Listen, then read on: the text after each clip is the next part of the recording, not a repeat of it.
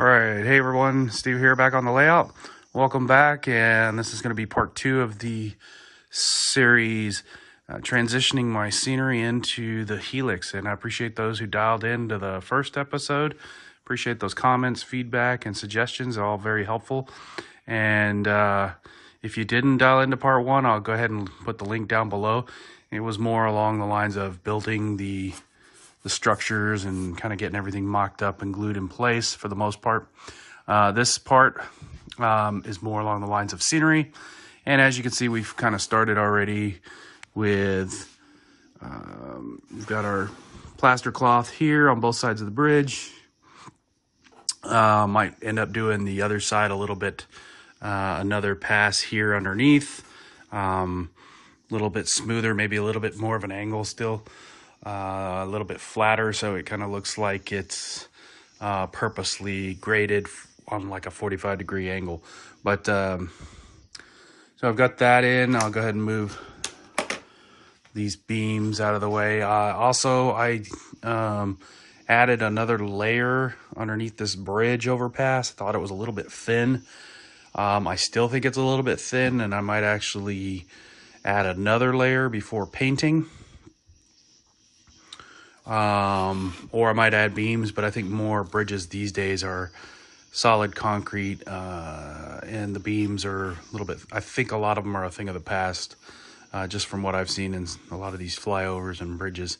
So, but anyway, I did that, and as you can see, lines up pretty good. It took a little bit of time to get that kind of cut to shape and measured from the underside. And then the extra piece is put in there. I also did it to the other piece, the other section that's going to be like new lanes going in. That one was a little bit easier because obviously it's balsa wood, so it's really easy to cut and shape. Anyway, so these are not in yet. These two pieces are not glued in, just there. I've still got a little bit of work to do underneath, but I did get the rest of this lattice glued in place. As you can kind of see, it ends behind that retaining wall. And then we'll go ahead and start putting our plaster cloth on this, similar to what we've done on the rest of it. And that'll kind of finish this side of it a little bit. This is glued in place. Of course, I need to sturdy it up a little bit. It's just tacked in case I needed to move it. Yeah, it's kind of, I like the way it's starting to turn out. A couple of people had asked if the bridges were going to be removable. Probably not. However, I was already planning on putting, once this is all done up here, I'll go back and I'll cut an access panel here and maybe like over here and over here, just on this top layer. So if I have to get in, I can. And it'll be like won't just be a jagged cut. I'll do it professionally and clean it up, so it's really, you won't even know it's there unless you have to remove it. So maybe I'll do something like that on the end on the last series or something like that, show you guys how I do them. Did one on my last layout, turned out pretty good. So, but anyway, we'll go ahead and get working on some more stuff, and hopefully we'll get a lot more of this scenery coming along. Okay, the next thing I did was I added my ties that were missing underneath where the tracks were joined, and then I went ahead and glued down the or ballasted the UP high line and went ahead and glued that track, or not the track, but that ballast in place. So I am waiting on the mauve red to come in for from Arizona Rock and Mineral, so I'm hoping that comes in soon. I ordered it beginning of February. They said it'd be a few weeks because I guess they have to crush it. Still waiting, so I'm gonna have to try to call them again because I really want to get this ballasted before I get these bridges secured in place. But I'll work some other things in the meantime. So on to the next step. All right, so after I ballasted, I came back and added some of this ground cover here. Went with like a light brown and a kind of a sand and a brown. Looks like kind of construction that's going on. Obviously, I'll end up adding more. That's just, well, the glue was wet from the ballast on the UP track. I went ahead and added some more. So I did go ahead and add a little bit of balsa wood. I built the retaining wall or the concrete box out of balsa wood. So I went ahead and I have some balsa wood left over. I went ahead and added that piece right here. I can paint it, or maybe I'll just add ground cover to it, like as if it's dirt, or maybe go ahead and paint it as if it's concrete. Haven't decided yet, but beams again are just there for mock-up, just so I can kind of see how it looks as it progresses. So this side's kind of coming along, as you can see. Next, I went ahead and put these back in after ballasting, and again, just playing around with mock-up. And here we've got the plaster all the way done now, all the way up to here. It's nice and hard. So we're going to go ahead and sculpt mold that next. And that way we've got our nice texture that we can go ahead and paint and get ready for scenery and ground cover. So more to follow. All right, so sculpt mold is in and setting up. And as you can see, it gives it that rocky terrain, and it also hides the cardboard lattice. Some people don't like using cardboard lattice because they say you can kind of see the cardboard underneath. I found that to be true just with plaster cloth on top, but once you put Sculptamold on top, you can pretty much, hide all the cardboard lattice, and I think it gives it some good textures like this.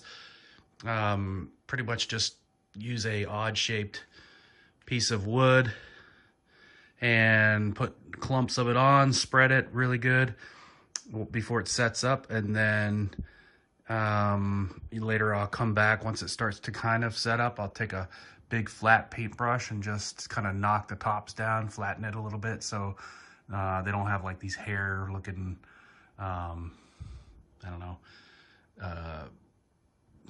trying to think of what they look like. You can kind of see one right here. Kind of looks like a little hair sticking up. I just knocked those down with like a paintbrush, and I think it looks a lot like rocky terrain. Once you paint it, you can detail it however you want, and it comes out pretty good. So once this dries tomorrow, hopefully we'll paint and maybe touch up first if we need to, but we'll get that painted hopefully, and then at least that scenery will be, on that side, will be pretty much ready to add whatever ground cover and whatnot. Looks like we even have a boulder that came down on the highway expansion over here. All right, so hopefully get more done tomorrow. All right, as you can see, we started painting this section now, and this will not be done in one section. And the reason for that is I like to move around and mix up different paints, and as I have like paint mixed up, I look for other areas on the layout, and I don't paint anything all in one go. I like to move around with mixes and touch up other areas or add a little bit of different colors to different areas. Otherwise, that entire section's all going to look identical. So what I've done here is just I've just poured some, this is like just a brown, flat brown from Lowe's. I forget the color. It's like a sandy or a desert brown looking color. Kind of, there's the color initially.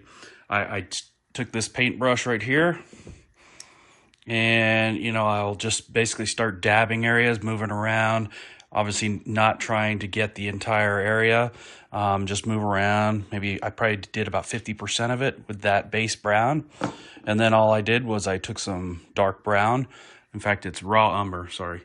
I mixed a little bit of that in and darkened it up. And then I did the same with this brush and just kind of, started putting that on, blotching it on here and there. And then the key to this brush was to kind of keep it open like that. So when you dab, it's not just one giant area. As you move around, you've got like, smaller areas, smaller little areas rather than one big circle. So, all right, and then after that, I get one of these flat brushes, and I just mixed in some parchment, lightened it back up, and now I just pretty much, I'm just going around and I look for white areas, and I just kind of dab them in, and I'm trying to fill in some of the little white areas. Again, not trying to do it all at once. Don't need to paint it on, just dabbing. And I'll pretty much look for little white areas. And I'll do this multiple times with different shades. Different shades of brown or tan. Sometimes I'll come back with maybe a specific color, and I'll do like some rock faces. But yeah, the key here, for me at least, I've learned is move around, don't stay in one area, and you'll definitely have a variety of colors on your layout. And this also saves you having to, I don't have to use as much ground cover when I do actually start putting scenery down. So put it on a little bit thick there. The thing I like about this brush is you can go back and kind of wash it out a little bit, kind of feather it. Not wash it, I guess. Feather it, and it kind of looks like maybe a little bit of a wash, or as if there's patterns in some of that rock fixtures. So, but this isn't, it's just my method. I like it. Works for me. Everybody, some of this plaster still, some of the tops are coming off a little bit. I think it might still be a little bit damp. Or maybe I just knocked it off. But again, do what works for you. This is just my method. I like it. Seems to work for me.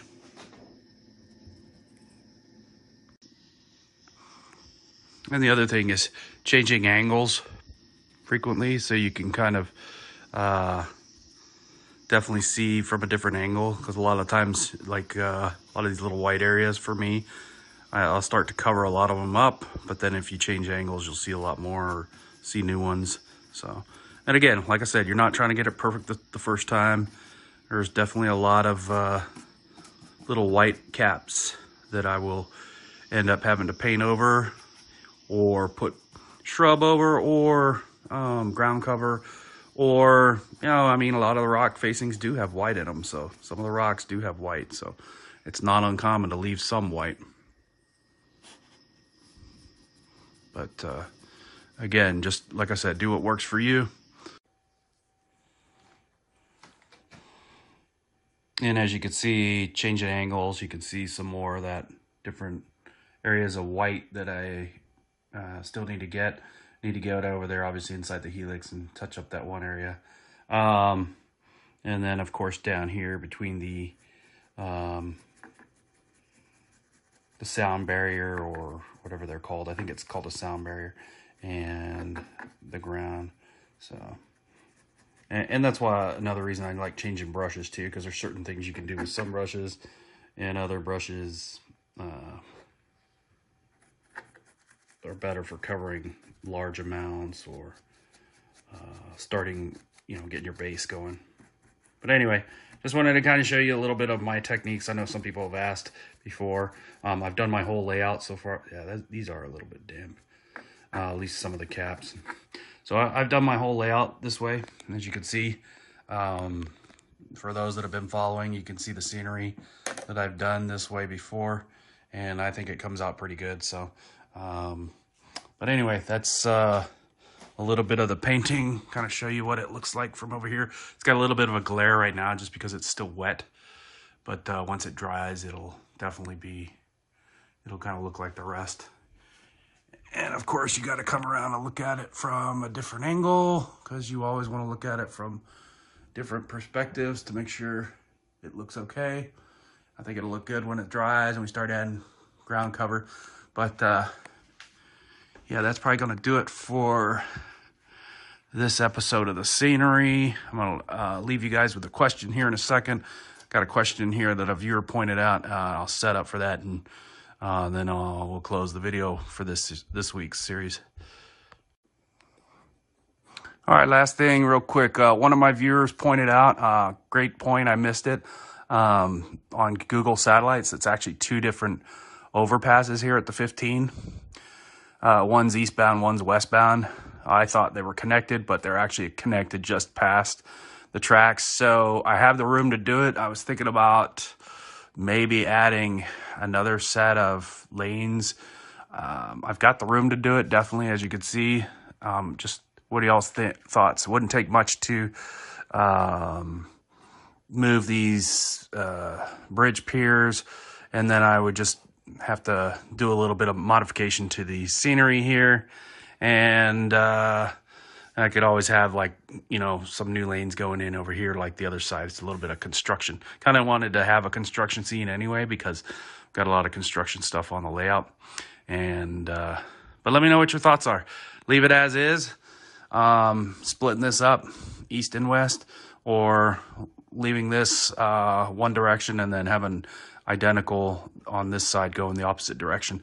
And then obviously there would be a gap in between, like there is in real life. So appreciate the that comment, sir, and appreciate that feedback from everybody. And I'll leave that up to give me your feedback and thoughts, and then maybe by next week's video or the next video, part 3, we'll have we might either have progressing as is or a change coming. So anyway, thanks for watching, and we'll see you on the next video.